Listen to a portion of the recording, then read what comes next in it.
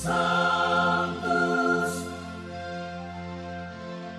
Sanctus, Sanctus Dominus Deus Sabaoth.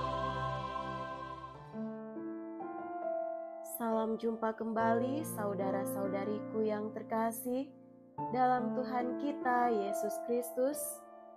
Salam sejahtera untuk kita semua. Berkat Allah yang Maha Kuasa senantiasa menyertai kita. Marilah kita mendengarkan dan merenungkan bacaan-bacaan kitab suci hari Sabtu tanggal 15 Februari tahun 2025. Dalam nama Bapa dan Putra dan Roh Kudus. Amin. Bacaan pertama dari kitab Kejadian bab 3 ayat 9 sampai 24. Pada suatu hari di Taman Eden, Tuhan Allah memanggil manusia dan bersabda kepadanya, "Di manakah engkau?" Ia menjawab, "Ketika aku mendengar bahwa engkau ada dalam taman ini, aku menjadi takut karena aku telanjang. Sebab itu aku bersembunyi." Tuhan bersabda, "Siapakah yang memberitahukan kepadamu bahwa engkau telanjang? Apakah engkau makan dari buah pohon yang kularang engkau makan itu?" Manusia itu menjawab, "Perempuan yang kau tempatkan di sisiku, dialah yang memberikan buah pohon itu kepadaku, maka ku makan." Kemudian bersabdalah Tuhan kepada perempuan itu, "Apakah yang telah kau perbuat ini?" Jawab perempuan itu, "Ular itu memperdayakan aku, maka ku makan buah itu." Lalu bersabdalah Tuhan Allah kepada ular itu, "Karena engkau berbuat demikian, terkutuklah engkau di antara segala ternak dan di antara segala binatang hutan. Dengan perutmulah engkau akan menjalar, dan debu tanahlah yang akan kau makan seumur hidupmu. Aku akan mengadakan permusuhan antara engkau dan perempuan ini, antara keturunanmu dan keturunannya. Keturunannya akan meremukkan kepalamu, dan engkau akan meremukkan tumitnya." Dan kepada perempuan itu, Tuhan Allah bersabda, "Susah payahmu waktu mengandung akan kubuat sangat banyak. Dengan kesakitan, engkau akan melahirkan anakmu. Namun engkau akan berahi kepada suamimu, dan ia akan berkuasa atasmu."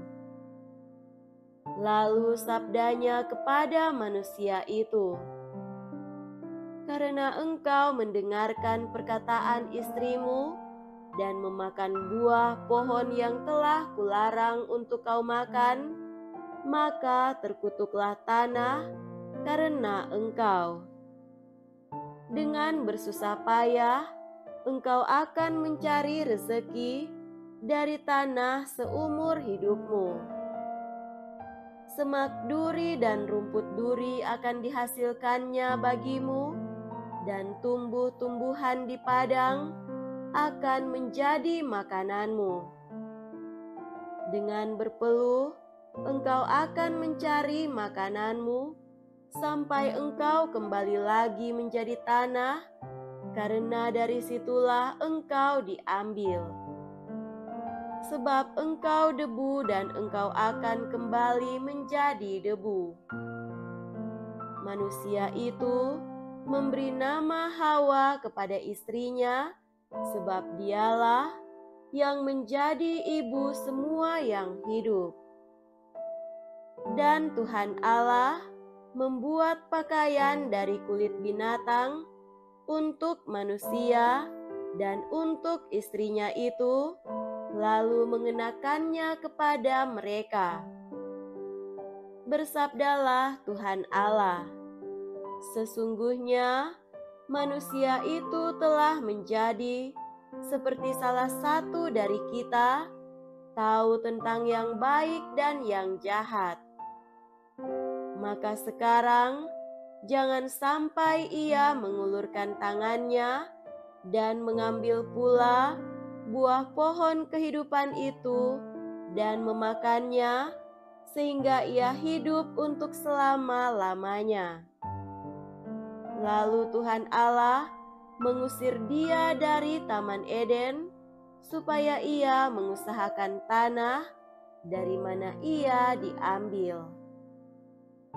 Tuhan Allah menghalau manusia itu, dan di sebelah timur Taman Eden, di tempatnya lah beberapa kerub dengan pedang yang bernyala-nyala dan menyambar-nyambar untuk menjaga jalan ke pohon kehidupan.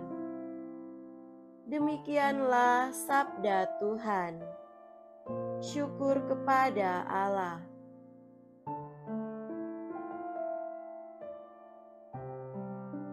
Semoga Tuhan beserta kita sekarang dan selama-lamanya. Inilah Injil suci menurut Santo Markus. Dimuliakanlah Tuhan. Injil Markus bab 8 ayat 1 sampai 10. Sekali peristiwa, sejumlah besar orang mengikuti Yesus. Karena mereka tidak mempunyai makanan, Yesus memanggil murid-muridnya dan berkata, "Hatiku tergerak oleh belas kasihan kepada orang banyak ini. Sudah 3 hari mereka mengikuti aku, dan mereka tidak mempunyai makanan. Jika mereka kusuruh pulang ke rumahnya dengan lapar, mereka akan rebah di jalan, sebab ada yang datang dari jauh." Murid-muridnya menjawab, "Bagaimana di tempat yang sunyi ini orang dapat memberi mereka roti sampai kenyang?"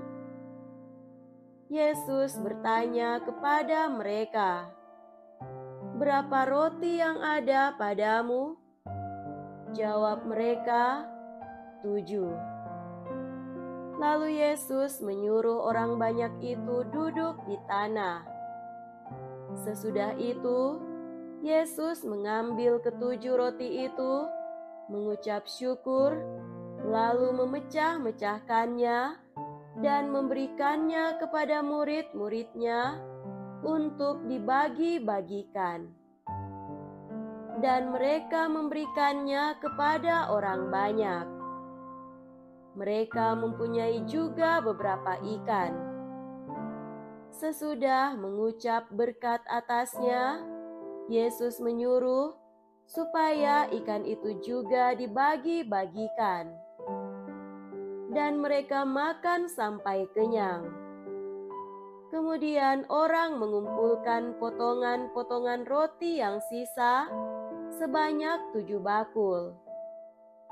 Mereka itu ada kira-kira 4.000 orang.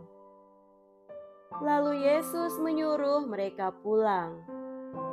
Akhirnya, Yesus segera naik ke perahu dengan murid-muridnya dan bertolak ke daerah Dalmanuta. Demikianlah sabda Tuhan. Terpujilah Kristus.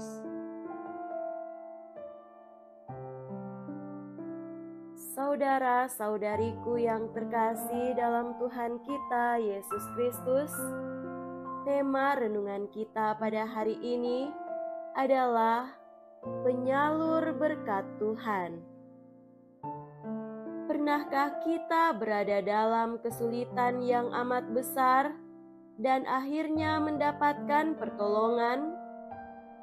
Pernahkah kita alami bahwa ada orang yang berbaik hati kepada kita dan memberikan kita bantuan?